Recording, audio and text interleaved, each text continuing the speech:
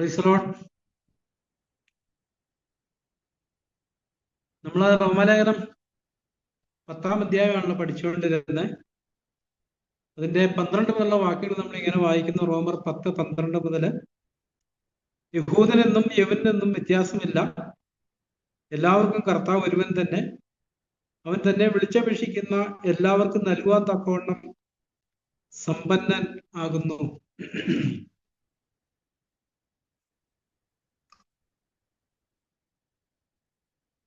ഇവിടെ നമ്മൾ വായിക്കുന്ന ഒരു കാര്യം, അവൻ തന്നെ വിളിച്ചപേക്ഷിക്കുന്ന ഏവർക്കും എല്ലാവർക്കും നൽകുവാൻ തക്കവണ്ണം സമ്പന്നനാണ്. തൊട്ട് മുകളിൽ പറഞ്ഞിരിക്കുന്ന കർത്താവ് ഒരുവൻ തന്നെ. ഈ കർത്താവിനോടുള്ള ബന്ധത്തില് ഞാനിങ്ങനെ ചിന്തിക്കുകയായിരുന്നു, നമ്മൾ വീണ്ടും ജനിച്ചതിന് ശേഷം നമ്മൾ ദൈവഭയത്തിൽ ജീവിക്കുന്നിടത്ത് മാത്രമേ ദൈവത്തിന്റെ ഇഷ്ടത്തിന്റെ പൂർണ്ണതയിലേക്ക് നമുക്ക് എത്തിച്ചേരാനായിട്ട് കഴിയത്തുള്ളൂ. നമ്മള് തീമോഥെയോസിന്റെ ലേഖനം വായിക്കുമ്പം, 2 തീമോഥെയോസിന്റെ ലേഖനം 2-ാം അധ്യായം വായിക്കുമ്പം അവിടെ ഇങ്ങനൊരു വാക്യം വായിക്കുന്നുണ്ട്. 2 തീമോഥെയോസ് 2-ാം അധ്യായം അതിന്റെ 20-ാമത്തെ വാക്യം, 19-ാം വാക്യം.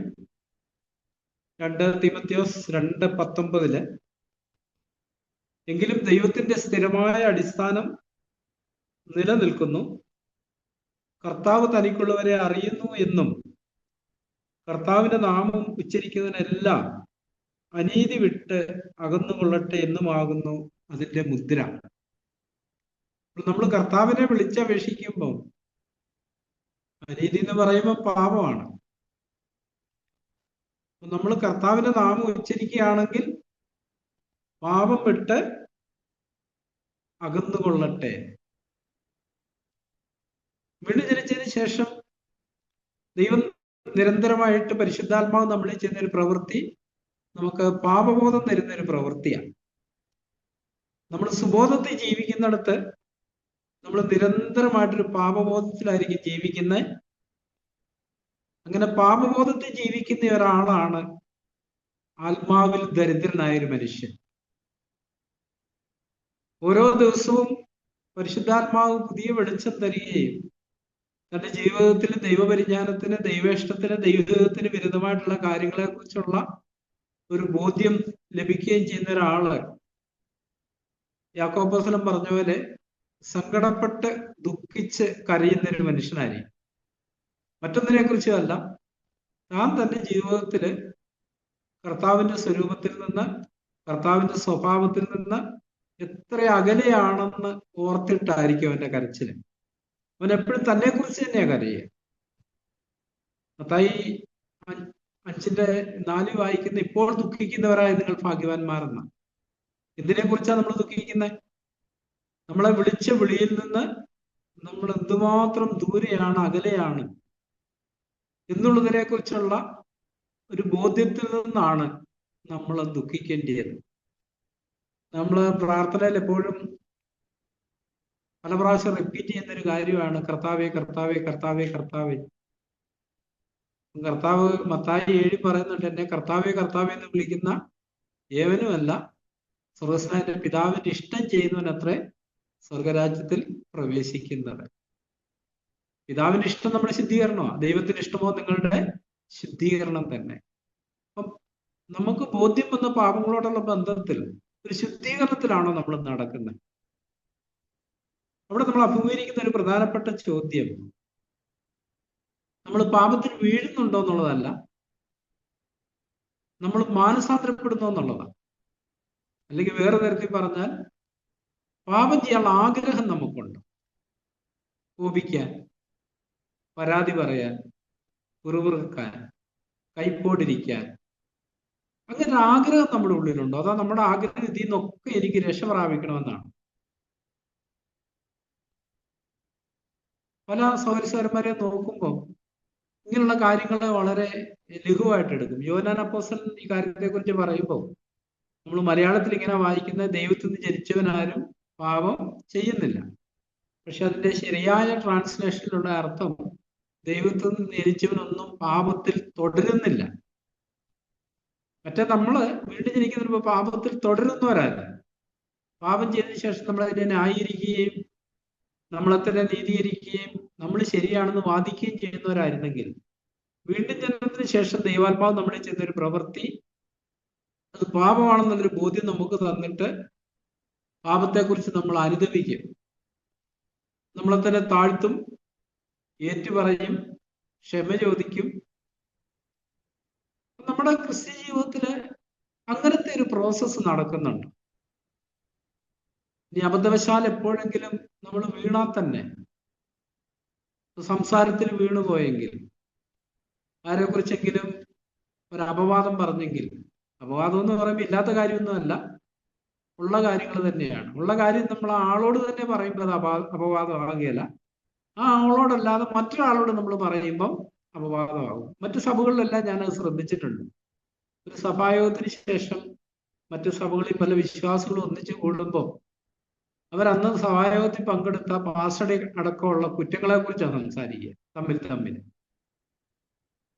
അതാണ് അപവാദം. ഇല്ലാത്ത കാര്യമല്ല, ഉള്ള കാര്യം തന്നെ ശരിയായ ഉദ്ദേശത്തോടെ അല്ലാതെ പറയുമ്പോഴാണ്. ദൈവം നമ്മളോട് പറയുമ്പോഴെല്ലാം നേരിട്ടാണ് നമ്മളോട് കുറ്റം പറയുന്നത്, ഒളിച്ചു വെച്ചിട്ടില്ല. അപ്പൊ നമ്മൾ കോരിന്ത്യ ലേഖനത്തില് അപ്പോസ്തലൻ ലേഖനം എഴുതുമ്പോൾ ഒരു ഭാഗത്ത് ഇങ്ങനെ പറഞ്ഞിട്ടുണ്ട്, നിങ്ങളിൽ ഒരുത്തൻ അപ്പന്റെ ഭാര്യയെ വെച്ചുകൊണ്ടിരിക്കുന്ന പോലെ അത് ജാതികളിൽ പോലും ഇല്ലാത്ത ദുർനടപ്പ് എന്ന് പറഞ്ഞ കോരിന്ത്യരോട് വളരെ വ്യക്തമായിട്ട് അവരുടെ പാപങ്ങളെ കുറിച്ച് അപ്പോസ്തലൻ പറഞ്ഞു. നിങ്ങളുടെ ഭിന്നതയുണ്ട്. ഇങ്ങനെ പല കാര്യങ്ങളും തുറന്ന് അവർക്ക് തന്നെ എഴുതുന്നു, മറ്റൊരാളല്ല പറയുന്നത്, അവരോട് തന്നെയാ പറയുന്നത്. വെളിപ്പാട് പുസ്തകത്തിലെ സഭകളുടെ ദൂതിനോടുള്ള ബന്ധത്തിൽ നമുക്കത് കാണാം. വ്യക്തമായിട്ട് ആ മൂപ്പനോട് തന്നെയാണ് പറയുന്നത്, ഇങ്ങനൊരു കുറ്റം നിന്നെ കുറിച്ച് പറവാനുണ്ട്. നമ്മളും ഇത് പറയുന്ന എന്ത് ഉദ്ദേശത്തിലാണെന്നുള്ളതാണ്. അല്ല, അതിനെക്കുറിച്ച് സംസാരിക്കുമ്പോൾ നമ്മുടെ ഉദ്ദേശം എന്താ? നമ്മുടെ കുഞ്ഞുങ്ങളുടെ തെറ്റ് കാണുമ്പോൾ നമ്മൾ അവരോട് പറയുമ്പോൾ നമ്മുടെ ഉദ്ദേശം എന്താ? അവര് തിരുത്തണം, നന്നായി വരണം എന്നുള്ളതാണ്. പക്ഷെ മറ്റൊരാളുടെ കുഞ്ഞിനെ കുറിച്ച് പറയുമ്പോഴോ അത് നമുക്ക് ചിരിക്കാനും തമാശ പറയാനും രസിക്കാനുമായിട്ടുള്ളൊരു കാര്യമായിട്ട് വരും. പക്ഷെ നമ്മുടെ സ്വന്തം കുഞ്ഞുങ്ങളോടുള്ള ബന്ധത്തിൽ വരുമ്പോൾ അങ്ങനെയല്ല, അത് നമുക്ക് ദുഃഖവും സങ്കടവും ഒക്കെ ഉളവാക്കുന്നതാണ്. നമ്മളത് അധികം പേരോട് പറയാൻ ശ്രമിക്കാറില്ല നമ്മുടെ കുഞ്ഞുങ്ങളുടെ കുറ്റം. ഈ പരമാവധി നമ്മൾ എന്ത് ചെയ്ത് മറച്ചു വെക്കാൻ ശ്രമിക്കും. അതേസമയം വേറൊരാളുടെ കുറ്റമാകുമ്പോൾ നമ്മളത് പലരോട് പറയാൻ ശ്രമിക്കുമ്പോൾ അത് കാണിക്കുന്നത് നമ്മുടെ ഉള്ളിൽ ഈ ഒരു അപവാദിയുടെ ആത്മാവുണ്ടെന്നുള്ളതാണ്. അങ്ങനെ നമ്മൾ പലപ്പോഴും നമ്മുടെ ഒരു പ്രശ്നം, നമ്മൾ വീണ്ടും ജനിച്ചതിന് ശേഷം നമ്മുടെ നാവ് നമുക്കൊരു പ്രശ്നമാണ്. അതുകൊണ്ട് യാക്കോബ് അപ്പോസ്തലൻ പറഞ്ഞ നാവ് ഒരു തീയ, ആർക്കും നാവിനെ മെരുക്കാവതല്ല. പക്ഷെ പരിശുദ്ധാത്മാവിന് ചെയ്യാൻ കഴിയും. പരിശുദ്ധാത്മാവിന്റെ ഫലം പറയുമ്പോൾ 9ാമത്തേത് സെൽഫ് കൺട്രോളാണ് പറഞ്ഞിരിക്കുന്നത്. അപ്പം ഇങ്ങനെയുള്ള കാര്യങ്ങളിൽ നമ്മളിങ്ങനെ അപവാദം പറഞ്ഞ് ശീലിച്ച ഒരാളാണെങ്കിൽ അത് പറയാനുള്ള പരീക്ഷ വീണ്ടും വീണ്ടും നമുക്ക് വന്നുകൊണ്ടേയിരിക്കും.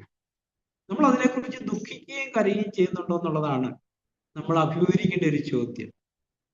ഇനിയും പറയാൻ ആഗ്രഹമില്ല, പക്ഷെ പറഞ്ഞു പോയതിനു ശേഷം നമ്മൾ അതിനെക്കുറിച്ച് ഓർത്ത് രഹസ്യമായിട്ട് ദൈവസന്നിധിയിൽ, കർത്താവെ ഞാനത് പറയാൻ പാടില്ലായിരുന്നു, പറഞ്ഞു പോയി, എന്നോട് ക്ഷമിക്കണം, ഇനി ഒരിക്കലും പറയാതിരിക്കാൻ നീ എന്നെ സഹായിക്കണം.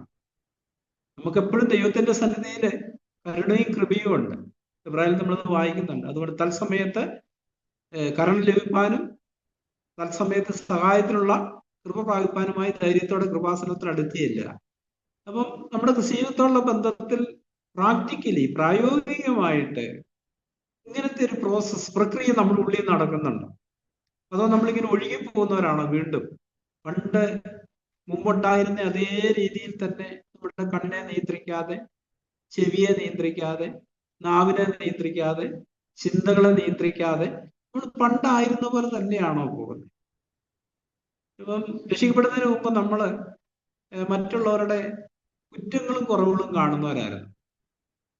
പക്ഷെ നമ്മൾ രക്ഷിക്കപ്പെടുന്ന ശേഷം, വീണ്ടും ജനിച്ചതിന് ശേഷം മറ്റുള്ളവരുടെ നന്മ നമുക്ക് കാണാൻ കഴിയുന്നുണ്ട്. ഒരു ദൈവത്തിന്റെ പ്രത്യേകത, അവൻ വീണ്ടും ജനിച്ചു കഴിയുമ്പോൾ അവന്റെ ആന്തരിക കണ്ണ് തുറന്നിട്ട് ദൈവം കാര്യങ്ങളെ കാണുന്ന പോലെ കാണാൻ തുടങ്ങും. അപ്പൊ കർത്താവ് സഭകൾക്കെല്ലാം ദൂത് എഴുതുമ്പോൾ ആദ്യം അവരുടെ നന്മകളെ കുറിച്ചാണ് പറയുന്നത്. അതിനുശേഷം അവസാനമായിട്ടാണ് പറയുന്നത് ഇങ്ങനൊരു കുറ്റം പറവാനുണ്ട്. ഇസബേൽ എന്നൊരു സ്ത്രീയെ നീ വെച്ചുകൊണ്ടിരിക്കുന്ന ഒരു കുറ്റം നിന്നെ കുറിച്ച് പറവാനുണ്ടെന്ന് ഒരു സഭയോട് പറയുന്നു. അപ്പൊ ദൈവം ആദ്യം ഒരു വ്യക്തിയില് കാണുന്ന അവനുള്ള നന്മകളാണ്. ചിലപ്പോൾ 99 തിന്മയും ഒരു നന്മയായിരിക്കും.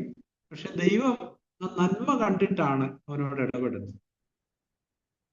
പക്ഷെ നമ്മുടെ ഒരു പ്രത്യേകത, നമ്മൾ തിന്മകളെ പർവ്വതീകരിച്ച് കാണിക്കാനായിട്ട് ശ്രമിച്ചുകൊണ്ടേയിരിക്കും. ആ സഹോദരനിലെ സഹോദരിക്ക് ഒത്തിരി നന്മകളുണ്ടെങ്കിൽ നമ്മൾ ആ നന്മകളെ കുറിച്ച് സംസാരിക്കത്തില്ല, അവരിലുള്ള തിന്മയെ കുറിച്ചാണ് നമ്മൾ സംസാരിക്കുക. അപ്പൊ നമ്മൾ കർത്താവിന്റെ നാമം വിളിച്ചപേക്ഷിക്കുമ്പോൾ, നമ്മൾ പ്രാർത്ഥനയ്ക്കായിട്ട് അടുത്ത് ചെല്ലുമ്പോൾ, നമ്മൾ അങ്ങനെ ആ നിലയിൽ പാപവും നമ്മൾ ചിന്തിക്കാവുന്ന കാര്യങ്ങളുണ്ടെങ്കിൽ അത് പ്രാർത്ഥന കേൾക്കുന്നതിൽ നിന്ന് ദൈവത്തെ തടയുന്ന കാര്യങ്ങളാണ്. നമ്മള് സാർശ്വാക്കി 28:9 ഇങ്ങനെ വായിക്കുന്നുണ്ട്. സാർശ്വാക്കി 28:9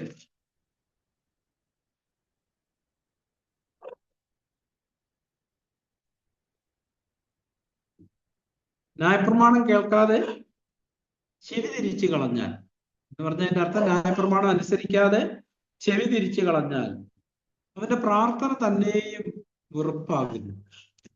ആത്മീയർത്ഥത്തിൽ പറയുമ്പം നമ്മളിങ്ങനെയുള്ള സംസാരങ്ങളിൽ ഏർപ്പെട്ടതിന് ശേഷം ഇനി നമ്മുടെ ചിന്തയിലായത് ആദ്യം വരുന്നത്. നമ്മൾ ആദ്യം തന്നെ ചിന്തയിൽ തന്നെ അതിനോട് എതിർക്കേണ്ട ഒരു ആവശ്യമുണ്ട്. പണ്ട് നമ്മൾ അങ്ങനെ ആയിരുന്നില്ല. വീട് ജനിക്കുന്നതിന് മുമ്പ് എഫേസ്യർ 2:3 നമ്മൾ വായിക്കുന്നുണ്ട്, ജഡത്തിനും മനോവികാരങ്ങൾക്കും ഇഷ്ടമാത് ചെയ്തുകൊണ്ട്. പക്ഷെ വീണ്ടും ജനിച്ചതിന് ശേഷം നമ്മൾ ജഡത്തോട് എതിർത്ത് നിൽക്കുന്നു, നമ്മുടെ ചിന്തകളോട്, മനസ്സിന്റെ വികാരങ്ങളോട് നമ്മൾ എതിർത്ത് നിൽക്കുന്നു. അങ്ങനെ എതിർത്ത് നിൽക്കാതിരിക്കുന്നിടത്താണ്, അപ്പൊ എതിർത്ത് നിൽക്കാനാണ് ദൈവത്തിന്റെ കൽപ്പന നമ്മളോട്. എബ്രായർ 12:4 നമ്മളിങ്ങനെ വായിക്കുന്നുണ്ടല്ലോ, പാപത്തോട് പോരാടുന്നതിൽ നിങ്ങൾ ഇതുവരെയും പ്രാണത്യാഗത്തോളം എതിർത്ത് നിന്നിട്ടില്ല. ഈ എതിർത്ത് നിൽപ്പ് നമ്മുടെ ചിന്തകളിലാണ് തുടങ്ങേണ്ടി. വീണ്ടും നമ്മളിങ്ങനെ ഒരാളെ കുറിച്ച് സംസാരിക്കാനുള്ള ഒരു മോഹം നമ്മുടെ എല്ലാ ജഡത്തിലുണ്ട്, അവരുടെ തിന്മകളെ കുറിച്ച് സംസാരിക്കാൻ. അപ്പൊ ആ ഒരു ചിന്ത വരുന്ന ഉടനെ നമ്മളെ ചിന്തയോട് പോരാടുന്നുണ്ട്.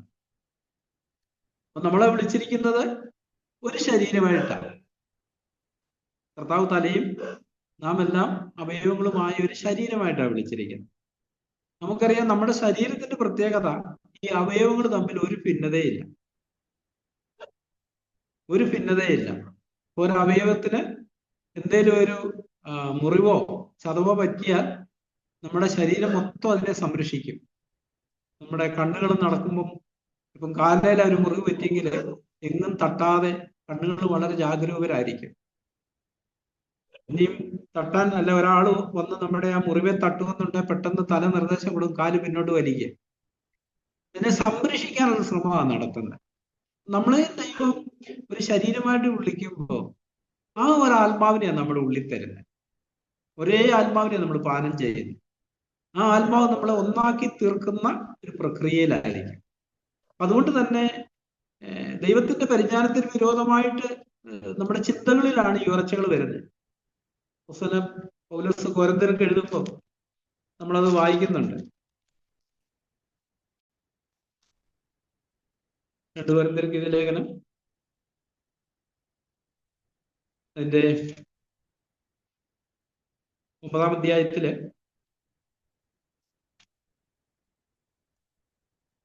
5-ാമത്തെ വാക്യത്തിൽ, അല്ല 4 മുതലുള്ള വാക്യങ്ങൾ, ഞങ്ങളുടെ പോരിന്റെ ആയുധങ്ങൾ ജനീയങ്ങളല്ല, കോട്ടകളെ എടുപ്പാൻ ദൈവത്തിൽ ശക്തിയുള്ളത് തന്നെ. അവയാൽ ഞങ്ങൾ സങ്കല്പങ്ങളും ദൈവത്തിന്റെ പരിജ്ഞാനത്തിന് വിരോധമായി പോകുന്ന എല്ലാ ഉയർച്ചയെ ഇടിച്ചു കളഞ്ഞ് ഏത് വിചാരത്തെയും ക്രിസ്തുവിനോടുള്ള അനുസരണത്തിനായി പിടിച്ചടക്കി. അപ്പൊ നമ്മുടെ വിചാരങ്ങളിൽ, ചിന്തകളില് ദൈവിക പരിജ്ഞാനത്തിന് വിരോധമായി, എൻ്റെ ഒരു ശരീരമായി പണിയപ്പെടുന്നതിന് വിരോധമായി ഉയരുന്ന ചിന്തകളെല്ലാം നമ്മൾ ദൈവത്തിന്റെ അനുസരണത്തിനായിട്ട് പിടിച്ചടക്കും. ഇവിടെ അപ്പോസ്തലൻ അങ്ങനെ പറഞ്ഞിരിക്കുന്നത്, ഏത് വിചാരത്തെയും ക്രിസ്തുവിനോടുള്ള അനുസരണത്തിനായി പിടിച്ചടക്കി.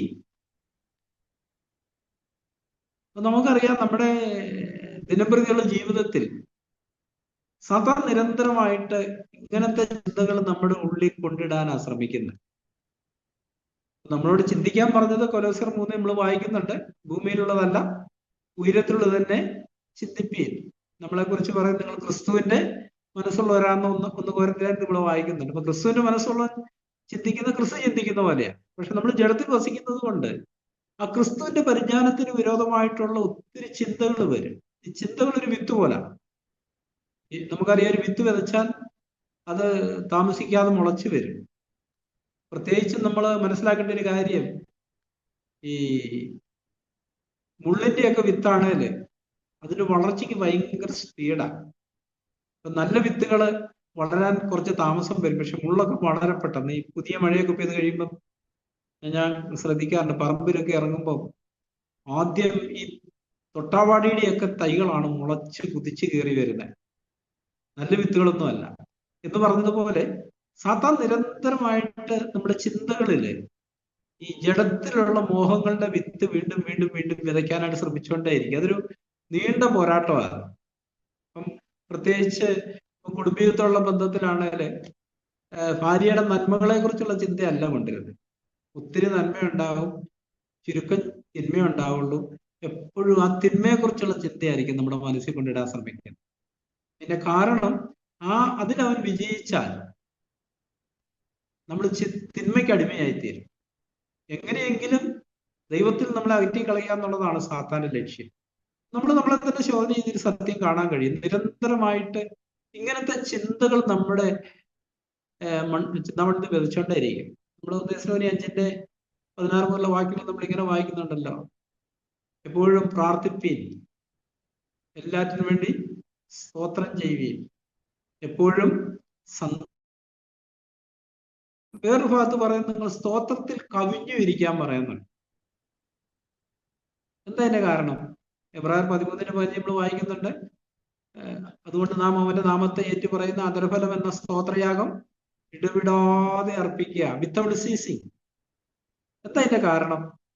നമ്മൾ സുബോധത്തിൽ ഇരിക്കാനായിട്ടാണ് ഇങ്ങനെയുള്ള കൽപ്പനകൾ ദൈവം നമുക്ക് തന്നിരിക്കുന്നത്.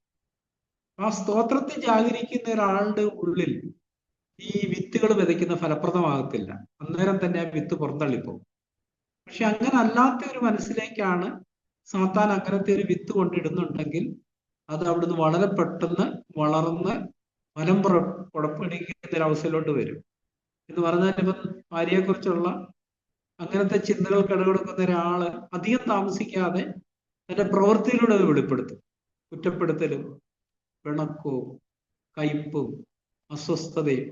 അപ്പൊ നമ്മളോട് പറയും എല്ലാവർക്കും വേണ്ടി സ്തോത്രം ചെയ്യാൻ പറയുന്നുണ്ട്, എല്ലാറ്റിനും വേണ്ടി സ്തോത്രം ചെയ്യാൻ പറയുന്നുണ്ട്, എല്ലാവർക്കും വേണ്ടി സ്തോത്രം ചെയ്യാൻ പറയുന്നുണ്ട്.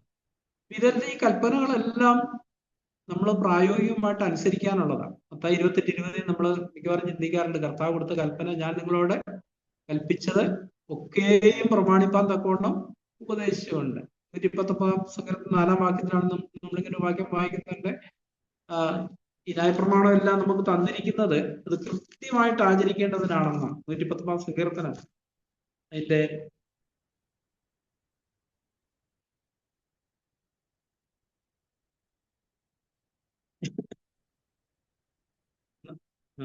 4-ാമത്തെ വാക്യം തന്നെയാണ്. നിന്റെ പ്രമാണങ്ങളെ കൃത്യമായി ആചരിക്കേണ്ടതിന് നീ അവയെ കൽപ്പിച്ചു തന്നിരിക്കുന്നു. അപ്പൊ എന്റെ ഉള്ളിൽ അങ്ങനത്തെ ഒരു ചിന്ത ഇല്ലായിരുന്നു. ഇപ്പം ഞാൻ നിങ്ങളോട് കൽപ്പിച്ചതെല്ലാം പ്രമാണിക്കണമെന്ന് പറയുമ്പം ഒരു സമയത്ത് അതുമെല്ലാം നടക്കുന്ന കാര്യമാണെന്നായിരുന്നു ചിന്ത. ഈ കർത്താവ് കൽപ്പിച്ചതെല്ലാം എന്താന്ന് പോലും അറിയില്ല, അത് ദൈവത്തിലുള്ള കൽപ്പനകളാണ്, നമ്മളത് കണ്ടെത്താറില്ല. പക്ഷേ 1-ാം ക്ലാസ്സിൽ പഠിക്കുന്ന ഒരു കൊച്ചിനോട് PhD പുസ്തകമൊക്കെ കാണിച്ച് നീ ഇതെല്ലാം പഠിക്കണം എന്ന് പറഞ്ഞാൽ കൊച്ചു പഠിത്തം നടത്തിപ്പോകും. പക്ഷെ 1-ാം ക്ലാസ്സിലെ പുസ്തകങ്ങളൊക്കെ കാണിച്ച പടവും അതൊക്കെ കാണിച്ചാൽ അവന് സന്തോഷമാണ്, വരയ്ക്കാനും കുറിക്കാനും. അതിനുശേഷം 2-ലെ കൊടുക്കുമ്പോഴും അവന് സന്തോഷമാണ്. എന്ന് പറഞ്ഞല്ലോ, നമ്മൾ തുടങ്ങുന്നത് ചെറിയ കൽപ്പനകളിൽ നിന്നാണ്. ഇപ്പൊ എപ്പോഴും സന്തോഷിപ്പീൻ, എപ്പോഴും പ്രാർത്ഥിപ്പീൻ, ഇടവിടാതെ സ്തോത്രം ചെയ്യുവീൻ. നമ്മൾ ആ ചെറിയ കാര്യങ്ങളിൽ നിന്നാണ് തുടങ്ങുന്നത്. ആരെക്കുറിച്ച് ദൂഷണം പറയരുത്, എല്ലാവരോടും സമാധാനമായിരിക്കും, തമ്മിലും എല്ലാവരോടും സമാധാനമായിരിക്കും. അപ്പൊ നമ്മൾ നേരിടുന്ന പരീക്ഷ അസമാധാനത്തെ ജീവിക്കാനായിട്ടാണ്. നമ്മുടെ സമാധാനത്തെ കെടുത്തുന്ന കാര്യങ്ങൾ മറ്റുള്ളവരിൽ ഉണ്ടെന്നാണ് നമ്മൾ ചിന്തിക്കുന്നത്. പക്ഷെ നമ്മുടെ സമാധാനത്തെ കെടുത്തുന്ന കാര്യങ്ങള് നമ്മളിൽ തന്നെയാണുള്ളത്. എപ്പോഴാണ് ഫലം കായ്ക്കുന്നതെന്ന് ചോദിച്ചാൽ നമ്മൾ ദൈവജനത്തോട് അനുസരണക്കേട് കാണിക്കുമ്പോഴാണ്. അപ്പൊ നമ്മൾ അനുസരണക്കേട് കാണിക്കുമ്പോൾ ദൈവം ചെയ്യുന്നൊരു പ്രവൃത്തി എന്താന്ന് ചോദിച്ചാല് 81 സങ്കീർത്തനത്തില് നമ്മൾ ഇങ്ങനെ വായിക്കുന്നുണ്ട്. 81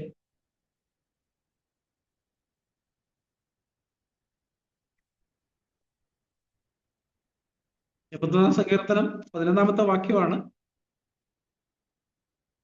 എന്നാൽ എന്റെ ജനം എന്റെ വാക്ക് കേട്ട് അനുസരിച്ചില്ല, ഇസ്രായേൽ എന്നെ കൂട്ടാക്കിയതുമില്ല. അതുകൊണ്ട് അവർ സ്വന്തം ആലോചന പ്രകാരം നടക്കേണ്ടതിന് ഞാൻ അവരെ ഹൃദയകാഠിന്യത്തിന് ഏൽപ്പിച്ചു കളഞ്ഞു. അപ്പൊ സ്വന്തം ആലോചന പറഞ്ഞ സ്വന്തം ചിന്തകൾക്കനുസരിച്ച് നമ്മൾ നടക്കേണ്ടത് ദൈവിക ചിന്തകൾ ദൈവത്തിന്റെ കൽപ്പനകൾക്കനുസരിച്ചാണ്. അപ്പൊ നമ്മൾ അത് അനുസരിക്കാതിരിക്കുകയും ദൈവത്തെ കൂട്ടാക്കാതിരിക്കുകയും അതിനെ അവഗണിക്കുകയും ചെയ്യുമ്പോൾ ദൈവം ചെയ്യുന്നൊരു കാര്യം നമ്മുടെ സ്വന്തം വഴിയിൽ നടക്കാനായിട്ട് നമ്മളെ സമ്മതിക്കുകയാണ്. അപ്പോസ്തല പ്രവൃത്തിയിലെ 14 അധ്യായത്തിന്റെ 16 വാക്യത്തിൽ നമ്മൾ ഇങ്ങനെ വായിക്കുന്നത്, കഴിഞ്ഞ കാലങ്ങളിൽ അവൻ സകല ജാതികളെയും സ്വന്തം വഴിയിൽ നടപ്പാൻ സമ്മതിച്ചു. പക്ഷെ ഇപ്പോഴോ ഇതിന് തൊട്ട് മുകളിലത്തെ വാക്യം നമ്മളിങ്ങനെ 15 വാക്യത്തിൽ ഇങ്ങനെ വായിക്കുന്നത്, ആകാശവും ഭൂമിയും സമുദ്രമുള്ള സകലം ഉണ്ടാക്കിയ ജീവനുള്ള ദൈവത്തിലേക്ക് തിരിയണം എന്നുള്ള സുവിശേഷം ഞങ്ങൾ നിങ്ങളോട് അറിയിക്കുന്നു. അപ്പം നമ്മുടെ സ്വന്തം വഴിയിൽ നടക്കാനായിട്ട് ദൈവം ഇത്രയും കാലം നമ്മളെ അനുവദിച്ചിരുന്നു. പക്ഷെ ഇപ്പൊ ദൈവത്തിന്റെ ഹിതം എന്താന്ന് ചോദിച്ചാൽ നമ്മള് ദൈവത്തിന്റെ ഇഷ്ടത്തിലേക്ക് തിരിയണമെന്നുള്ളതാണ്, ദൈവഹിതം ചെയ്യണമെന്നുള്ളതാണ് നമ്മളെ കുറിച്ചുള്ള ആഗ്രഹം. 20-21 നമ്മളിങ്ങനെ വായിക്കുന്നു, ദൈവത്തിങ്കിലേക്കുള്ള മാനസാന്തരം. അപ്പൊ നമ്മൾ നമ്മളിൽ തന്നെ ശക്തരായി നമ്മുടെ വഴിയിൽ നടന്നിടത്തുനിന്ന് നമ്മൾ നമ്മുടെ സ്വന്തം വഴികളെ ഉപേക്ഷിച്ചിട്ട് ദൈവത്തിങ്കിലേക്ക് തിരിഞ്ഞ് ദൈവത്തിന്റെ ഇഷ്ടം ചെയ്യുന്നു. നമ്മൾ തുടങ്ങിയത് കർത്താവിന്റെ നാമം വിളിച്ചപേക്ഷിക്കുന്നവനേവനും രക്ഷിക്കപ്പെടുമെന്നുള്ളതാണ്. അപ്പൊ കർത്താവിന്റെ നാമം വിളിച്ചപേക്ഷിക്കുന്നവർ ചെയ്യേണ്ട ഒരു കാര്യം എന്താ? സകല അനീതിയും വിട്ട് അകന്നുകൊള്ളട്ടെ എന്നാകുന്നു അതിന്റെ മുദ്ര. അപ്പം നമ്മൾ പടിപടിയായി ദൈവാത്മാവ് നമ്മളെ ബോധിപ്പിക്കുന്ന വഴികളിൽ നടക്കാൻ തുടങ്ങുന്നിടത്താണ് അടുത്ത പടി നമ്മളെ കാണിച്ചു തരുന്നത്. അപ്പൊ അങ്ങനെ നമ്മൾ പടിപടിയായിട്ടാണ് ഈ ക്രിസ്തീയത്തിന് മുമ്പോട്ട് പോകുന്നത്. നമുക്ക് തിരിഞ്ഞു നോക്കിയിട്ട് നമുക്ക് തന്നെ അറിയാം. നമ്മൾ പ്രത്യേകിച്ച് ഈ പണിയൊക്കെ എടുക്കുമ്പോൾ, പ്രത്യേകിച്ച് പുതുമഴയൊക്കെ പെയ്യുമ്പോൾ കപ്പക്കൂടമൊക്കെ കിട്ടും. കുറച്ച് വെട്ടിയിട്ട് തിരിഞ്ഞു നോക്കി എണ്ണും എത്ര എണ്ണം വെട്ടി. പിന്നെ അടുത്ത് ഊർജ്ജത്തിൽ കുറെ കൂടെ വെട്ടിയിട്ട് പിന്നെ എണ്ണും. എന്ന് പറഞ്ഞാൽ എന്തുമാത്രം ചെയ്യാനായിട്ട് പറ്റിയെന്ന് ഒരു വിലയിരുത്തലാണ്. ആത്മീയമായിട്ട് പറയുമ്പോഴും നമ്മൾ നിരന്തരമായിട്ട് ഈ കാര്യങ്ങൾ കേട്ടതിന് ശേഷം നമുക്കെന്ത് മാറ്റം വന്നു? നമ്മുടെ ഒരു പാട്ടിൽ ഇങ്ങനെ പാടാറില്ല, യേശുവിൻ ഉള്ളത്തിൽ വന്ന നാളിൽ എന്തു മാറ്റം വന്നു എന്നിൽ. അത് നമ്മൾ തന്നെ നമ്മളോട് ചോദിക്കേണ്ട ഒരു കാര്യം, ഒരു സ്വയം പരിശോധന നടത്തേണ്ട ഒരു കാര്യമാണ്. എന്ത് മാറ്റം വന്നു? കുടുംബജീവിതത്തിൽ എന്ത് മാറ്റം വന്നു? കുഞ്ഞുങ്ങളോടുള്ള ബന്ധത്തിൽ, സഹോദരി സഹോദരനോടുള്ള ബന്ധത്തിൽ, സഭയിൽ. ശരിക്കും നമുക്ക് സഭയിൽ വരേണ്ട മാറ്റം എന്താ? നമ്മൾ പലപ്പോഴും ചിന്തിച്ച് 2 തെസ്സലോനിക്ക ലേഖനത്തിൽ അത് പറഞ്ഞിരിക്കുന്നത്, 2-ാം അധ്യായം 2 തെസ്സലോനി 2-ാം അധ്യായം അതിന്റെ 2 തെസ്സലോനി അല്ല 1 തെസ്സലോനി 3-ാം അധ്യായം അതിന്റെ 12-ാമത്തെ വാക്യം. 1 തെസ്സലോനി 3:12 എന്നാൽ ഞങ്ങൾക്ക് നിങ്ങളോടുള്ള സ്നേഹം വർദ്ധിക്കുന്ന പോലെ കർത്താവ് നിങ്ങൾക്ക് തമ്മിലും എല്ലാവരോടുള്ള സ്നേഹം വർദ്ധിച്ച് കവിയുമാറാക്കണം. അപ്പൊ സഭയ്ക്കുള്ളിൽ സംഭവിക്കേണ്ട ഒരു കാര്യം അതാണ്. എല്ലാവരോടുമുള്ള സ്നേഹം വർദ്ധിച്ച് കവിയുമാറാക്കണം എന്ന് പറഞ്ഞാൽ അതിന്റെ അർത്ഥം എന്താ? സ്നേഹം വർദ്ധിച്ച് കവിയാന്ന് പറഞ്ഞാൽ ഒരു വൈകാരിക അനുഭവത്തെ കുറിച്ചല്ല പറയുന്നത്. ദീർഘമായി ക്ഷമിക്കുന്ന സ്വഭാവം വർദ്ധിച്ച് കവിയുമാറാകണമെന്ന് പറഞ്ഞാൽ എന്താ അർത്ഥം? മറ്റൊരാളുടെ തെറ്റ് അന്നേരം തന്നെ ക്ഷമിക്കുക. മറ്റേതൊരു പോരാട്ടത്തിന് ശേഷം നമ്മളങ്ങ് വളരെ ശ്രമം നടത്തിയാ ക്ഷമിക്കുന്നത്. പക്ഷേ സ്നേഹം വർദ്ധിച്ചു കഴിയുമ്പോൾ സംഭവിക്കുന്ന ഒരു കാര്യം അന്നേരം തന്നെ നമുക്ക് ക്ഷമിക്കാനായിട്ട് കഴിയും. ദോഷം കണക്കിടാതിരിക്കുക. പ്രത്യേകിച്ച് കുടുംബീയത്തോടുള്ള ബന്ധത്തിൽ നമ്മുടെ സുബോധക്കുറവ് കൊണ്ട് പലപ്പോഴും ഈ ദോഷങ്ങൾ സംഭവിക്കും. നമ്മുടെ ഒരു സാധാരണ അന്നേരം പറയുന്നത് ഇത് കണക്കിടണം, വിടരുത്, അല്ലെ വന്ന് ക്ഷമ ചോദിക്കണം. പക്ഷെ ദൈവം നമ്മളെ കുറിച്ച് ആഗ്രഹിക്കുന്ന അത് ചോദിക്കുന്നതിന് മുമ്പ് നമ്മൾ ക്ഷമിച്ചിരിക്കണം. ക്ഷമിക്കാതിരുന്ന എന്താ സംഭവിക്കുക? സാത്താൻ നമ്മളെ തോൽക്കും. ക്ഷമിക്കാതിരിക്കുന്നിടത്ത് അവന് ഇടയുണ്ട്. അവനവിടെ കയറി കൂടും. പക്ഷെ ക്ഷമിക്കുകയാണല്ലോ, അവനവിടെ കയറി കൂടാൻ പറ്റത്തില്ല. നമ്മളുടെ കൂട്ടായ്മ ബന്ധം നഷ്ടപ്പെടത്തില്ല, ഭാര്യയും ഭർത്താവും തമ്മിൽ, അല്ലെ സൗരസവന്മാർ തമ്മിലുള്ള കൂട്ടായ്മ. നമ്മൾ ക്ഷമിക്കുക, അന്നേരം തന്നെ ക്ഷമിച്ചാൽ കൂട്ടായ്മ നഷ്ടപ്പെടത്തില്ല. ക്ഷമിച്ചില്ലല്ലോ, സാത്താന്റെ ഇടകിട്ടി അവൻ നമ്മളെ തോൽപ്പിക്കും. ആ ക്ഷമിക്കാതിരിക്കുന്ന മനോഭാവം വർദ്ധിച്ചു വന്നിട്ട് നമ്മൾ ആ സഹോദരനിൽ അല്ലെ സഹോദരിയിൽ നിന്ന് അകന്ന് അകന്ന് പോയിക്കൊണ്ടേയിരിക്കും. ഇങ്ങനെയാണ് നമ്മൾ വിശുദ്ധീകരണത്തിൽ വളരുന്നത്. തുടർന്ന് അതിന്റെ 13-ാം വാക്യത്തിൽ ഇങ്ങനെ നമ്മൾ വായിക്കുന്നത്, വർദ്ധിച്ച് കവിയുമാറാക്കി ഇങ്ങനെ നമ്മുടെ കർത്താവായ യേശു തന്റെ സകല വിശുദ്ധന്മാരുമായി വരുന്ന പ്രത്യക്ഷത്തിൽ നമ്മുടെ ദൈവം പിതാവിന്റെ മുമ്പാകെ വിശുദ്ധീകരണത്തിൽ അനിന്യരായി വെളിപ്പെടുമ്പോണം. ഈ സ്നേഹം വർദ്ധിച്ച് കവിയും തോറും നമ്മൾ വിശുദ്ധീകരണത്തിൽ അനിന്യരായി തീർന്നുകൊണ്ടേയിരിക്കും. എന്ന് പറഞ്ഞാൽ ദൈവം നമ്മളെ നോക്കി ഇവൻ ക്ഷമിക്കുന്നവനാണ്, ദോഷം കണക്കിടാത്തവനാണ്, കരുണയുള്ളവനാണ് എന്ന് നമ്മളെ കുറിച്ച് സാക്ഷ്യം പറയും. യോബിനെ കുറിച്ച് സാക്ഷ്യം പറഞ്ഞ പോലെ തന്നെ. അപ്പം ഈ നമ്മുടെ സഭാജീവിതത്തോടുള്ള ബന്ധത്തിൽ വളരെ പ്രധാനപ്പെട്ട ഒരു കാര്യം, കുറവുകളുള്ള ഒത്തിരി പേരെ ദൈവം ഒന്നിച്ചു കൂട്ടുന്ന ഒരു സഭയില്. ഇതിനു വേണ്ടിയിട്ടാ നമ്മളെ ക്ഷമിക്കാൻ പഠിപ്പിക്കാൻ, പൊറുക്കാൻ പഠിപ്പിക്കാൻ, കരുണ കാണിക്കാൻ പഠിപ്പിക്കാൻ, ദോഷം കണക്കിടാതിരിക്കാൻ പഠിപ്പിക്കാൻ. അതിനു വേണ്ടിയിട്ട് അങ്ങനെയുള്ളവരെ വിളിച്ചു കൂട്ടുന്നത്. അതിനെക്കുറിച്ച് എഫീസ് ലേഖനം 2-ാം അധ്യായത്തില് നമ്മൾ ഇങ്ങനെ വായിക്കുന്നുണ്ട്. എഫീസ് 2 നമ്മളെ വിളിച്ചതിന്റെ ലക്ഷ്യത്തോടുള്ള ബന്ധത്തിൽ പറയുമ്പം എഫീസ് 2-ാം അധ്യായത്തിന്റെ 5-ാം വാക്യമാണ്, ക്രിസ്തുയേശുവിൽ എഫീസ് 2:5 നമ്മെക്കുറിച്ചുള്ള വാത്സല്യത്തിൽ തന്റെ കൃപയുടെ അത്യന്തധനത്തെ എന്ന് പറഞ്ഞ കൃപയ്ക്കൊരു മനുഷ്യനില് എന്ത് ചെയ്യാൻ കഴിയും, എന്ത് അത്ഭുത പ്രവൃത്തി ചെയ്യാൻ കഴിയും എന്നുള്ളത് കാണിക്കേണ്ടതിന്, വരും കാലങ്ങളിൽ കാണിക്കേണ്ടതിന്. കൃപ നമ്മൾ ചെയ്യുന്നൊരു തീത്തോസ് എന്ന് വായിക്കുന്നുണ്ട്. നമ്മളെ ഈ ലോകത്ത് നീതിഭക്തി കൊണ്ട് ജീവിച്ചു പോരേണ്ടത് നമ്മളെ ശിക്ഷിച്ച് വളർത്തുന്നു. അപ്പൊ കൃപയുടെ അത്യന്തധനം എന്ന് പറഞ്ഞ ഒരു കൃപയ്ക്കൊരു മനുഷ്യന്റെ ഉള്ളിൽ എന്ത് അത്ഭുതകരമായ പ്രവൃത്തി ചെയ്യാനായിട്ട് കഴിയും. കാരിരുമ്പ് പോലെ ഹൃദയമുള്ളവനെ തകർത്ത് മുറുക്കുന്നത്, ക്ഷമിക്കാത്ത മനോഭാവമുള്ളവനെ വളരെ പെട്ടെന്ന് ക്ഷമിക്കുന്നവനാക്കുന്നത്, പൊറുക്കുന്നവനാക്കുന്നത്. കൃപ ഇതാ നമ്മൾ ചെയ്തുകൊണ്ടിരിക്കുന്നത്. അപ്പൊ അത് കാണിക്കേണ്ടതിനാണ് നമ്മളെ യേശുവിനോടുകൂടി ഉയർത്തി സ്വർഗത്തിൽ ഇരുത്തുകയും ചെയ്തേ നമ്മൾ വായിക്കും. നമ്മുടെ ദിനംപ്രതിയുള്ള ഈ ക്രിസ്ത്യ ജീവിതത്തിന്റെ വഴികളിൽ ഈ കൃപ നമുക്ക് അനുഭവിക്കാൻ കഴിയുന്നുണ്ട്. കൃപ എന്താ ചെയ്യുന്നത്? പാപത്തിൽ നിന്നുള്ള സ്വാതന്ത്ര്യത്തിലേക്ക് നമ്മളെ നടത്തും. റോമർ 6:14 നിങ്ങൾ ന്യായപ്രമാണത്തിനല്ല കൃപയ്ക്ക് എത്ര അധീനരാകിയ പാപം നിങ്ങളിൽ പാപം നിങ്ങളെ ഭരിക്കുകയല്ല. ഇന്ന് പലപ്പോഴും നമ്മുടെ ജീവിതം നോക്കുമ്പോൾ നമ്മളെ കോപമാ ഭരിക്കുന്നത്, പിണക്കം, ജാരശങ്ക, കയ്പ്, വെറുപ്പ്, പിറുപിറുപ്പ്, ഇതൊക്കെ നമ്മളെ ഭരിക്കുക. നമുക്ക് ആഗ്രഹമില്ലെങ്കിലും ഇത് നമ്മളെ അങ്ങ് ഭരിച്ച് അതിനടിമയാക്കുക ചെയ്യുന്നത്. പക്ഷെ കൃപ ചെയ്യുന്നൊരു കാര്യം നമ്മളെ അതിൽ നിന്ന് സ്വാതന്ത്ര്യത്തിലേക്ക് നയിക്കുന്ന ഒരു പ്രക്രിയ കൃപ ചെയ്യുന്നു. നമ്മൾ കൃപ അനുഭവിക്കുന്നുണ്ടെന്നുള്ള തെളിവ് എന്താന്ന് ചോദിച്ചാൽ, പാപം നമ്മളെ ഭരിക്കാത്തൊരവസ്ഥയിലേക്ക് വരും. റോമലേഖനം 6-ാം അധ്യായത്തിൽ അതിനെക്കുറിച്ച് അപ്പോസ്തലൻ പറയുമ്പോൾ, റോമർ 6:15 മുതലുള്ള വാക്യങ്ങളാണ്. എന്നാലെന്ത്? ന്യായപ്രമാണത്തിലല്ല കൃപയ്ക്ക് അത്ര അധീനരാകിയാൽ നാം പാപം ചെയ്യുന്ന ഒരു നാളും വരുത്. നിങ്ങൾ ദാസന്മാരെ അനുസരിപ്പാൻ നിങ്ങളെ തന്നെ സമർപ്പിക്കുകയും നിങ്ങൾ അനുസരിച്ചു പോരുകയും ചെയ്യുന്നവർ ദാസന്മാരാകുമെന്ന് അറിയുന്നില്ലയോ? ഒന്നുകിൽ മരണത്തിനായി പാപത്തിന്റെ ദാസന്മാർ, അല്ലെങ്കിൽ നീതിക്കായി അനുസരണത്തിന്റെ ദാസന്മാർ തന്നെ. എന്നാൽ നിങ്ങൾ പാപത്തിന്റെ ദാസന്മാരായിരുന്നു എങ്കിലും, എന്ന് പറഞ്ഞാൽ നമ്മൾ പാപത്തിന്റെ അടിമയായിരുന്നു. നമുക്ക് ആഗ്രഹമില്ലേലും പാപം നമ്മളെ കൊണ്ട് ജയിച്ചോണ്ടായിരുന്നേ. നിങ്ങൾ പാപത്തിന്റെ ദാസന്മാരായിരുന്നെങ്കിൽ നിങ്ങളെ പഠിപ്പിച്ച ഉപദേശ രൂപത്തെ ഹൃദയപൂർവ്വം അനുസരിച്ച് പാപത്തിൽ നിന്ന് സ്വാതന്ത്ര്യം ലഭിച്ചു, നീതിക്ക് ദാസന്മാരായി തീർന്നുകൊണ്ട് ദൈവത്തിന് സ്തോത്രം എന്ന് പറഞ്ഞാൽ എന്താ അർത്ഥം? കൃപ നമ്മളെ പാപത്തിൽ നിന്നുള്ള സ്വാതന്ത്ര്യത്തിലേക്ക് നടത്തിയിരിക്കും. എന്ന് പറഞ്ഞാൽ നമ്മൾ പാപത്തിൽ തുടരുന്നില്ല എന്നല്ല, നമ്മുടെ ഉള്ളിൽ പാപം ചെയ്യാനുള്ള ആഗ്രഹമില്ല.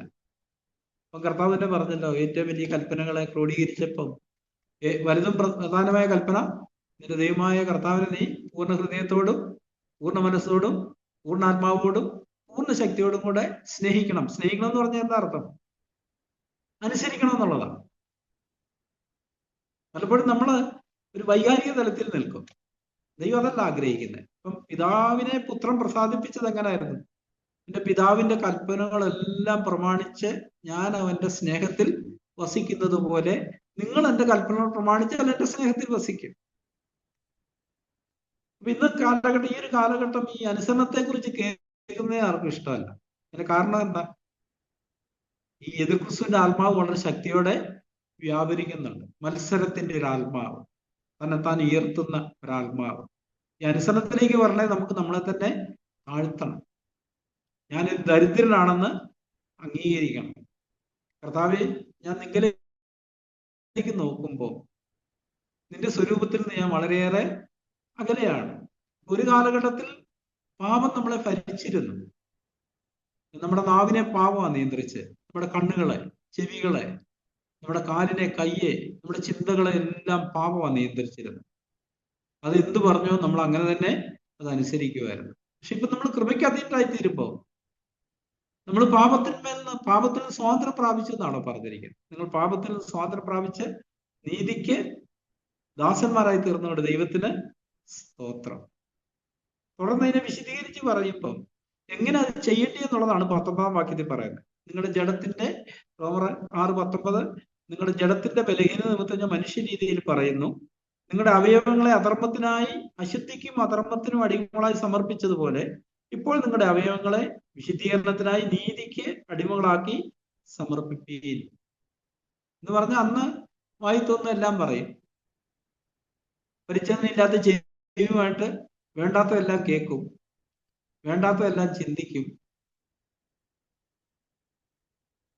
അങ്ങനായിരുന്നു എന്ന് പറഞ്ഞാൽ നമ്മുടെ അവയവങ്ങളെ പാപത്തിന് നമ്മൾ വിട്ടുകൊടുത്തിരുന്നു. പക്ഷെ ഇന്ന് നമ്മുടെ അവയവങ്ങളെ നമ്മൾ എന്താ ചെയ്യുന്നത്? അതുകൊണ്ടാണ് കൊരിന്ത്യർ അപ്പോസ്തലൻ പറഞ്ഞേ, എന്റെ ശരീരം ഇച്ഛിക്കുന്ന ഞാൻ ചെയ്യുന്നില്ല, ഞാൻ ഇച്ഛിക്കുന്ന എന്റെ ശരീരത്തെ കൊണ്ട് ചെയ്യിക്കുക. പണ്ട് നമ്മുടെ ശരീരം ചെയ്തിരുന്ന പാപത്തിന്റെ ഇച്ഛകളായിരുന്നു. നിങ്ങളുടെ അവയവങ്ങളെ അനീതിരായുധങ്ങളായി പാപത്തിന് സമർപ്പിച്ചതുപോലെ, നമ്മൾ റോമർ 6:13 വായിക്കുന്നത്. 12 മുതൽ, ആകിയാൽ പാപം നിങ്ങളുടെ മർത്യശരീരത്തിന്റെ മോഹങ്ങളെ അനുസരിക്കുമാർ ഇനി വാഴരുത്, നിങ്ങളുടെ അവയവങ്ങളെ അനീതിരായുധങ്ങളായി പാപത്തിന് സമർപ്പിക്കുകയും വരുത്, നിങ്ങളെ തന്നെ മരിച്ചിട്ട് ജീവിക്കുന്നവരായി നിങ്ങളുടെ അവയവങ്ങളെ നീതിയുടെ ആയുധങ്ങളായും ദൈവത്തിന് സമർപ്പിച്ചുകൊള്ളുകയും. അപ്പൊ ഒരു കാലത്ത് നമ്മൾ പാപത്തിനാണ് നമ്മുടെ അവയവങ്ങളെ, നാവിനെ, പ്രത്യേകിച്ച് കുടുംബീയത്തോടുള്ള ബന്ധത്തിൽ ഏറ്റവും പ്രശ്നം ഉണ്ടാക്കുന്ന ഒരു അവയവമാണ് നാവ്. അറിയാണ്ട് വേണ്ടാത്തതൊക്കെ പറഞ്ഞു പോകും.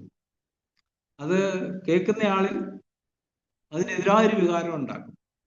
പക്ഷെ നാവ് കൊണ്ട് നമ്മൾ സംസാരിക്കാതിരുന്നാലോ, പലതും വരുന്നുണ്ട്, തള്ളിത്തള്ളി വരുന്നുണ്ട്, പക്ഷെ നമ്മൾ സംസാരിക്കുന്നില്ല, വാക്കുകൾ പുറത്തു പോകുന്നില്ല. നമ്മുടെ ഒരു പാതിങ്ങനെ വായിക്കും, നിങ്ങളുടെ വായ നിങ്ങൾക്ക് പാപത്തിന് കാരണമാകരുത്. അപ്പൊ അതുകൊണ്ട് യാക്കോബ് അപ്പോസ്തലൻ പറഞ്ഞേ, ഒരു ദൈവഭക്തന്റെ ഒന്നാമത്തെ ലക്ഷണം തന്റെ നാവിനെ നിയന്ത്രിക്കുക എന്നുള്ളതാണ്. അപ്പൊ നാവിനെ നിയന്ത്രിക്കുന്ന ഒരു വ്യക്തി തന്റെ ശരീരത്തെ മുഴുവൻ അവന് നിയന്ത്രിക്കാൻ കഴിയുമെന്നാണ് പറഞ്ഞിരിക്കുന്നത്. അപ്പം പ്രാഥമിക പടി എന്ന് പറയുന്നത് നമ്മുടെ വായിൽ നിന്ന് ആകാത്തതൊന്നും പുറപ്പെടാതിരിക്കുക എന്നുള്ളതാണ്. ഞാൻ പറഞ്ഞു വരുന്നൊരു കാര്യം, നമ്മൾ കർത്താവെന്ന് ഏറ്റുപറയില്ല, കർത്താവിൻ നാമം ഉച്ചരിക്കുന്നുണ്ടെങ്കിൽ ഈ ഒരു തലത്തിലേക്ക് നമ്മൾ വളരേണ്ട ഒരു ആവശ്യമുണ്ട്. കർത്താവിന്റെ നാമം ഉച്ചരിക്കുന്നതിനെല്ലാം അനീതി വിട്ട് അകന്നുകൊള്ളട്ടെ എന്നാകുന്നു അതിന്റെ മുദ്ര. അപ്പൊ നമുക്ക് നമ്മളെ തന്നെ ശോധന ചെയ്യാം. ഇങ്ങനെയുള്ള കാര്യങ്ങളിൽ പ്രായോഗിക തലങ്ങളിൽ നമ്മളത് ചെയ്യുന്നുണ്ടോ, അനുസരിക്കുന്നുണ്ടോ? അപ്പൊ ഈ അനുസരിക്കുക എന്നുള്ളൊരു കാര്യം പറയുമ്പോൾ അവിടെയും പരിശുദ്ധാത്മാവ് നമ്മളെ സഹായിക്കുന്നത്. നമുക്കറിയാം, പഴയ നിയമ കാലഘട്ടത്തില് ആ നിലയിൽ ആത്മാവിന്റെ ഒരു പ്രവൃത്തി ഇല്ലാതിരുന്ന കാലഘട്ടത്തിൽ ചന്ദ്രക്ക് മേശക്ക് അഭ്യന്തരവോ അവര് നിലപാടെടുത്തു, ഈ വിഗ്രഹത്തെ ഞങ്ങള് നമസ്കരിക്കത്തില്ല. അവരുടെ സ്വാഭാവിക ശക്തിയിൽ നിന്ന് അവരത് ചെയ്ത്. കാരണം ന്യായപ്രമാണം അങ്ങനെ പറയുന്നു, വിഗ്രഹം ഉണ്ടാക്കരുത്, ഒരു വിഗ്രഹത്തെയും നമസ്കരിക്കരുത്. അവരൊരു വെല്ലുവിളി നേരിട്ടു, രാജാവിന്റെ ബിംബത്തെ നമസ്കരിക്കണില്ലെങ്കിൽ എരിയുന്ന തീച്ചൂളയിൽ ഇട്ടുകളയും. അവർ ചെയ്തൊരു കാര്യം തങ്ങളെ തന്നെ മരണത്തിന് ഏൽപ്പിച്ചു കൊടുക്കുന്ന ഒരു കാര്യമാണ്. ഇബ്രായർ 12 പറയുന്നുണ്ട്, അവർ തങ്ങളുടെ പ്രാണനെ ജീവപര്യന്തം സ്നേഹിച്ചതുമില്ല. സാത്താൻ ജയിക്കുന്നതിനെ കുറിച്ച് പറയുന്നിടത്താണ് എന്ന് പറഞ്ഞ പോലെ അവരെന്ത് ചെയ്തു? അവർ ഏറ്റു പറഞ്ഞൊരു കാര്യം, രാജാവേ, ദൈവത്തിന് ഞങ്ങളെ വിടുവിക്കാൻ കഴിയും നിന്റെ കയ്യിൽ നിന്ന്, ഈ തീച്ചുളയിൽ നിന്ന്. ഇനി അഥവാ വിടുവിച്ചില്ലെങ്കിലും ഞങ്ങൾ ഈ വിഗ്രഹത്തിന് മുമ്പിൽ മുട്ടുകുത്തത്തില്ല. ഇന്ന് നമുക്ക് നമ്മുടെ മേൽ പരിശുദ്ധാത്മാവ് ആവസിക്കുകയും ആത്മാവ് നമ്മുടെ ഉള്ളിൽ വസിക്കുകയും ചെയ്തുകൊണ്ടാണ് നമ്മളെ നടത്താനായിട്ട് ശ്രമിക്കുന്നത്. അവിടെ നമ്മൾ ആത്മാവിനെ അനുസരിച്ചാണോ അതോ നമ്മൾ പണ്ട് നടന്ന പോലെ ജഡത്തിനും മനോവികാരങ്ങൾക്കും അനുസരിച്ചാണോ നടക്കുന്നത്? ആ ഒരു ബോധ്യം ഉള്ളിൽ നമുക്ക് വരുന്നുണ്ട്. ഞാൻ പണ്ട് നടന്ന പോലെ ഇനി നടക്കാൻ പാടില്ല, ഞാൻ ഇനി ആത്മാവിനെ അനുസരിച്ച് നടക്കണം. നമ്മള് എഫെസ്യർ 4 വായിക്കുന്നുണ്ടോ? ദൈവത്തിന്റെ പരിശുദ്ധാത്മാവിനെ ദുഃഖിപ്പിക്കരുത്. യെശയ്യാവ് പറയുന്നു, അവർ മത്സരിച്ച് അവന്റെ പരിശുദ്ധാത്മാവിനെ ദുഃഖിപ്പിച്ചു. എന്ന് പറഞ്ഞാൽ ആത്മാവ് നമ്മളോട് പറയുന്ന കാര്യങ്ങൾക്ക് നാം നമ്മെ തന്നെ ഏൽപ്പിച്ചു കൊടുക്കുന്നതിന് പകരം, ഇപ്പൊ നമ്മൾ ഇവിടെ വായിച്ചതുപോലെ നിങ്ങളുടെ അവയവങ്ങളെ നീതിരായുധങ്ങളായി ദൈവത്തിന് സമർപ്പിക്കാൻ പറയുന്നിടത്ത് നമ്മൾ പണ്ട് സമർപ്പിച്ച പോലെ തന്നെ നമ്മുടെ നാവിനെ അങ്ങ് അഴിച്ചു വിടുകയാണെങ്കിൽ നമ്മൾ പരിശുദ്ധാത്മാവിനെ ദുഃഖിപ്പിക്കുക ചെയ്യുന്നത്. ആത്മാവിനെ കുറിച്ച് പലരും പറഞ്ഞു കേട്ടിട്ടുണ്ട്, ആത്മാവ് ഒരു മാന്യനാണ്. 2-3 പ്രാവശ്യം പറയും, നമ്മൾ അനുസരിക്കുന്നില്ല, പിന്നെ നമ്മളോട് സംസാരിക്കത്തില്ല. എന്തുകൊണ്ടാണ് നമുക്ക് ദൈവശബ്ദം കേൾക്കാൻ കഴിയാത്ത? നമ്മുടെ ദിനപ്രതിയുള്ള ജീവിതത്തിൽ ഇങ്ങനെയുള്ള ദൈവകൽപ്പനകളോടുള്ള ബന്ധത്തിൽ ആത്മാവിന്റെ ഉപദേശം നമ്മൾ കൈക്കൊള്ളാതെ ആത്മാവിനോട് മത്സരിക്കുമ്പോൾ ദൈവശബ്ദം നമുക്ക് പിന്നെ കേൾക്കാൻ കഴിയത്തില്ല. നമുക്കറിയാം, ഇപ്പൊ ആദ്യം നമ്മുടെ കുഞ്ഞുങ്ങളെയൊക്കെ സ്കൂളിൽ ചേർന്ന് ആയാ പഠിപ്പിക്കുന്നത്, അത് കഴിഞ്ഞാൽ അടുത്ത അക്ഷരമാലയിലേക്ക് പോകുന്നത്, അല്ല ഇംഗ്ലീഷാണ് എയാ പഠിപ്പിക്കുന്നത്. അങ്ങനെ ആദ്യം തൊട്ട് പഠിച്ചു പോയാലേ കുഞ്ഞിന് ക്രമത്തിൽ നന്നായിട്ട് പഠിക്കുന്ന ഒരു കുഞ്ഞായിട്ട് മാറാൻ പറ്റത്തുള്ളൂ. പക്ഷെ ആദ്യത്തെ അക്ഷരമാലകളെ അവൻ അവഗണിച്ചാലോ പഠനത്തെ വിജയിക്കത്തില്ല. എന്ന് പറഞ്ഞ പോലെ ഒന്നാമത്തെ പടിയെന്ന് യാക്കോബ് പറയുന്ന നാവിനെ നിയന്ത്രിക്കുക എന്നുള്ളതാണ്. അതിനെക്കുറിച്ച് എഫെസ്യരിൽ പറഞ്ഞ ആകാത്തൊന്നും നിങ്ങളുടെ വായിൽ നിന്ന് പുറപ്പെടാകാത്തെന്ന് പറഞ്ഞതിന്റെ അർത്ഥം എന്താ? നമ്മളിൽ തന്നെ വരുന്നത്. പലപ്പോഴും ആകാത്തതെന്ന് കേൾക്കുമ്പോഴത്തേനും നമ്മൾ പറയും, ഓ ഞാൻ ചീത്ത വാക്കൊന്നും പറഞ്ഞിട്ടില്ലല്ലോ. പക്ഷെ ആകാത്തതെന്ന് ദൈവം പറയുമ്പോൾ അതിന്റെ അർത്ഥം നമ്മളിൽ തന്നെ വരുന്ന വാക്കുകളാണ്. അപ്പം കർത്താവ് നമുക്ക് മാതൃകയായിട്ട് ജീവിച്ചപ്പം കർത്താവ് ഒരിക്കലും ഇങ്ങനെ പറഞ്ഞു, ഞാൻ സ്വയമായിട്ട് ഒന്നും സംസാരിക്കുന്നില്ല, എന്റെ പിതാവ് സംസാരിച്ച് കേൾക്കുന്നതാണ് ഞാൻ നിങ്ങളോട് പറയുന്നത്. അതിലൊരു പിതാവ് ചെയ്ത് കാണുന്നതാണ് ഞാനും ചെയ്ത് കാണിക്കുന്നത്. അപ്പൊ നമ്മുടെ ജീവിതത്തില് നമ്മുടെ ആത്മീയ ശൈശവത്തിൽ നമ്മൾ ദൈവ കുഞ്ഞുങ്ങളാണ്. പക്ഷെ റോമർ 8:14 നമ്മൾ എന്താ വായിക്കുന്നത്? ദൈവാത്മാവ് നടത്തുന്നവരേവരും ദൈവത്തിന്റെ മക്കള്, സൺസ്.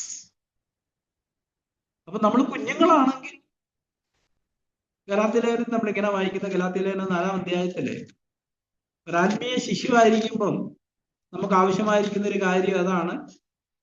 4:1 മുതൽ, ഗലാത്യർ 4:1 മുതൽ, അവകാശി സർവത്തിന് യജമാനെങ്കിലും ശിശുവായിരിക്കുന്നിടത്തോളം ദാസനേക്കാൾ ഒട്ടും വിശേഷതയുള്ളവനല്ല, പിതാവ് നിശ്ചയിച്ച അവധിയോളം രക്ഷകന്മാർക്കും ഗ്രഹവിചാരന്മാർക്കും കീഴ്പ്പെട്ടവൻ അത്രയും നിയമം പറയുന്നു.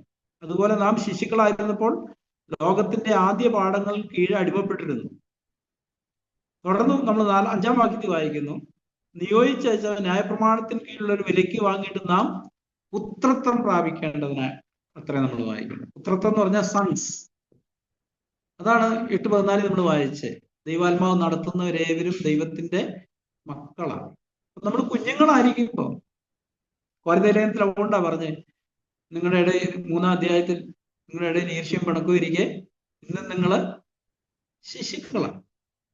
അപ്പം ഇതെല്ലാം നമ്മൾ സഭയ്ക്കുള്ളിലാണ് ഇതെല്ലാം നമ്മൾ കണ്ടെത്തുകയും അനുഭവിക്കുകയും ഈ വളർച്ച പ്രാപിക്കുകയും ചെയ്യുന്നത്. ഒരു ശരീരമായിട്ട് നമ്മളെ വിളിച്ചപ്പം ഈ പരിശുദ്ധാത്മാവിന് നമ്മൾ ഏതളവിൽ വിധേയപ്പെട്ടു കൊടുക്കുന്നു, അല്ലെ പരിശുദ്ധാത്മാവിനെ ഏതളവിൽ നമ്മൾ അനുസരിക്കുന്നു, ആ അളവിലാണ് ഒരു ശരീരമായിട്ട് ദൈവം നമ്മളെ പണിയുന്നത്. എന്ന് പറഞ്ഞാൽ നമ്മൾ മറ്റൊരാളോടുള്ള ബന്ധത്തിൽ അവരുടെ കുറ്റമല്ല കാണുന്നേ, അവരുടെ നന്മകൾ കാണാൻ തുടങ്ങും. പക്ഷെ അല്ലാത്തപ്പോൾ നമ്മൾ ശിശുക്കളായിരിക്കുമ്പോഴോ, ആത്മീയ ശിശുക്കളായിരിക്കുമ്പോൾ നമ്മുടെ കണ്ണിന് മുമ്പിൽ എപ്പോഴും മറ്റുള്ളവരുടെ തിന്മകളാണ് കാണുന്നത്. ഒരു സോനെ കാണുന്ന ഉടനെ ആ സോനുള്ള നന്മയല്ല ഓർമ്മ വരുന്നത്, അല്ലെ ഭാര്യയെ കാണുന്ന ഭാര്യയുടെ നന്മകളല്ല, അല്ലെ ഭർത്താവിനെ കാണും ഭർത്താവിന്റെ നന്മകളല്ല, തിന്മകളെ കുറിച്ച് നമ്മൾ ചിന്തിക്കും. അത് നമ്മളെ കൂടുതൽ കൂടുതൽ അകറ്റിക്കൊണ്ടേയിരിക്കും. നമ്മൾ നന്മകൾ കാണുക മാത്രമല്ല, ആ നന്മകളെ നമ്മൾ പ്രശംസിക്കുകയും കൂടെ ചെയ്യണം.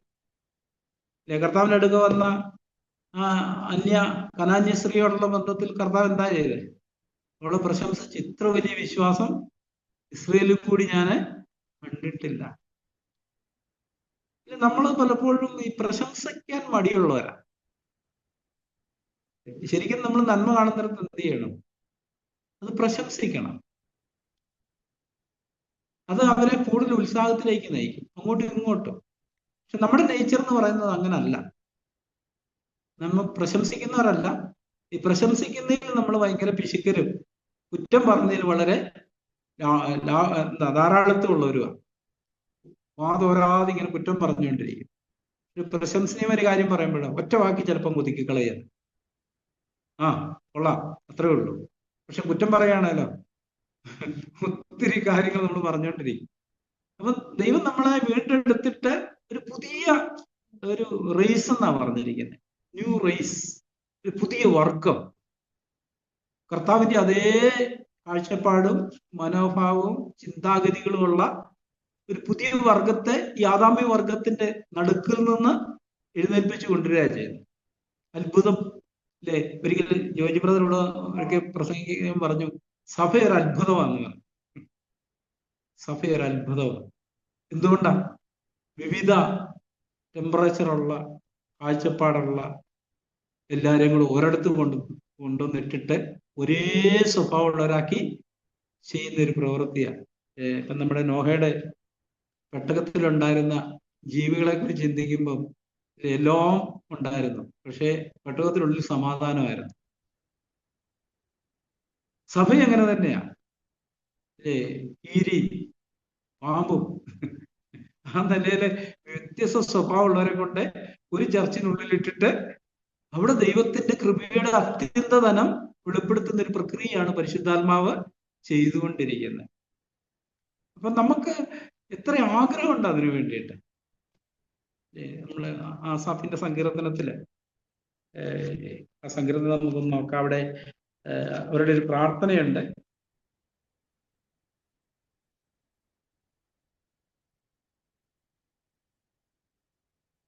എൺപത്തിനാലാം സങ്കീർത്തനത്തിലാണ്. അവിടെ നമ്മളിങ്ങനെ, സൈന്യങ്ങളുടെ യഹോവയെ തിരുനിവാസം എത്ര മനോഹരം, എൻ്റെ ഉള്ളം യഹോവയുടെ പ്രാകാരങ്ങളെ വാഞ്ചിച്ച് മോഹിച്ചു പോകുന്നു. എൻ്റെ ഹൃദയവും എൻ്റെ മാംസവും ജീവനുള്ള ദൈവത്തെ നോക്കി ഘോഷിക്കുന്നു. എൻ്റെ ഉള്ളം യഹോവയുടെ പ്രാകാരങ്ങളെ വാഞ്ചിച്ച് മോഹിച്ചു പോകുന്നു. ആ പഴയ കാലഘട്ടത്തിൽ അവർക്ക് ചെല്ലാൻ പറ്റുന്ന ഒരു പരിധി ഉണ്ടായിരുന്നു. പ്രാകാരം വരെ സാധാരണക്കാരെ ചെല്ലത്തുള്ളൂ. പുരോഹിതന്മാർക്ക് വിശുദ്ധ സ്ഥലത്തിയല്ല, മഹാപുരോഹിതൻ അതിൽ. ഇവിടെ ആസാഫ് പറയുകയാണ്, ഓരോ പുത്രന്മാരുടെ ധ്യാനം എൻ്റെ ഹൃദയം യഹോവയുടെ പ്രകാരങ്ങൾ. നമ്മൾ ഈ ഒരു ആത്മാവിനാൽ പിടിക്കപ്പെട്ട് കഴിയുമ്പം നമുക്ക് സഭായോഗങ്ങൾ എന്ന് പറയുന്നത് ഒരു മധുരമുള്ള കാര്യമായിട്ട് തീരും. നമ്മള് ഒരു കൂട്ടായ്മയ്ക്ക് വേണ്ടി ദാഹിക്കും. പക്ഷെ ഈ ഒരു രൂപാന്തരത്തിൽ നമ്മൾ വിധേയപ്പെടുത്തുന്നില്ലെങ്കിൽ കൂട്ടായ്മകൾ നമുക്ക് ഭയങ്കര ഹെവി ആയിരിക്കും. എന്തെങ്കിലും കാണുമ്പം നമുക്കൊരു പ്രത്യേക ഇതൊന്നും തോന്നത്തില്ല. ഇപ്പം നിയമത്തിലേക്ക് വരുമ്പോൾ അപ്പോസ്തലന്റെ പല ലേഖനങ്ങളിലും ഇങ്ങനെ എഴുതിയിട്ടുണ്ട്, സ്നേഹചുംബനത്താൽ അന്യോന്യം വന്ദനം ചെയ്തുകൊള്ളുവീൻ. അപ്പം ദൈവത്തിന്റെ പരിശുദ്ധാത്മാവിന്റെ ഒരു പ്രവൃത്തി നമ്മുടെ ഉള്ളിൽ ഉണ്ടാവുകയാണെങ്കിൽ നമുക്ക് ആ നിലയിലുള്ള ഒരു ഫ്രീഡം ഉണ്ടാകും. ചേർത്ത് പിടിക്കാൻ, ചുംബിക്കാൻ, പ്രശംസിക്കാൻ, പ്രോത്സാഹിപ്പിക്കാൻ. അത് സംഭവിക്കുന്നതിന്റെ കാരണം ഈ ആത്മാവിന്റെ ശബ്ദം കേട്ട് നമ്മൾ നടക്കുന്നില്ല എന്നുള്ളതാണ്. അല്ലെ, കർത്താവിന്റെ നാമം ഉച്ചരിക്കുന്നിടത്ത് നമ്മൾ പലപ്പോഴും അനീതി വിട്ട് അകലുന്നില്ല. നമ്മൾ അനീതിയിൽ തുടർന്നുകൊണ്ടാണ് കർത്താവിന്റെ നാമം ഉച്ചരിക്കുന്നത്. അതിന്റെ അനന്തര ഫലമാണ്. അതുപോലെ തന്നെ തുടർന്ന് റോമാലേഖനത്തില് അടുത്ത വാക്യം പറഞ്ഞിരിക്കുന്ന ഒരു കാര്യം, 10-ാം അധ്യായത്തിന്റെ 12-ാം വാക്യത്തിന്റെ അവസാന ഭാഗത്ത്, അവൻ തന്നെ വിളിച്ചപേക്ഷിക്കുന്ന എല്ലാവർക്കും നൽകുവാൻ തക്കവണ്ണം സമ്പന്നനാകുന്നു. ഈ കർത്താവിന്റെ സമ്പന്നതയെ കുറിച്ച് എഫെസ്യർ 2-ാം അധ്യായത്തില് 5-ാമത്തെ വാക്യത്തിൽ പറഞ്ഞിട്ടുണ്ട്. എഫെസ്യർ 2:5